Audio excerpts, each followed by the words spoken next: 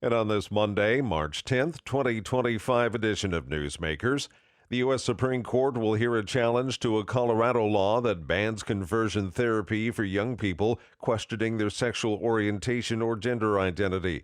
More than 20 states have similar bans, meaning the court's ruling either way will have major implications nationwide. The 10th U.S. Circuit Court of Appeals in Denver upheld the state law.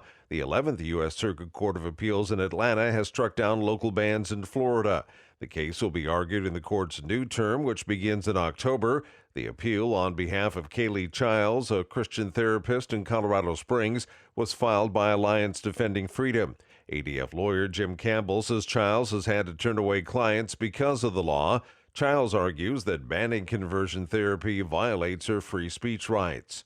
Meanwhile, the U.S. Supreme Court will not hear an appeal from a Christian fire chief who wanted to make it easier to sue for discrimination.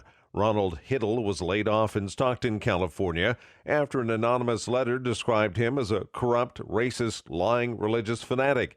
Hiddle then tried to sue, claiming he was fired because of his Christian faith, but lower court said he didn't have a strong enough case to go to trial. He argues the Supreme Court needs to re-examine its criteria for evaluating workplace discrimination cases.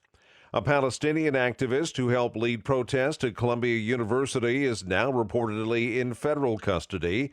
Julie Walker reports. Last spring, Mahmoud Khalil was a prominent voice in the Gaza protests at Columbia. We want to be visible. The university should do something about what we're asking. Now he's under arrest by ICE. Part of what Homeland Security says is President Trump's crackdown on anti-Semitism. The former Columbia student, who graduated in December, was taken into custody Saturday night by agents who also threatened to arrest his wife, who is 8 months pregnant and is a U.S. citizen. His lawyer says ICE agents told her Khalil's green card was being revoked. Secretary of State Marco Rubio says the administration will be revoking the visas and/or green cards of Hamas supporters in America so they can be deported. Julie Walker, New York. Pope Francis is taking part in the Vatican spiritual retreat from a Rome hospital as he continues his recovery from double pneumonia.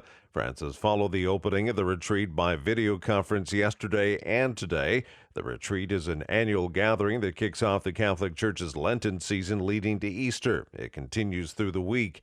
In its early update today, the Vatican said Francis was resuming his physical and respiratory therapy at the Gemelli Hospital after a quiet night.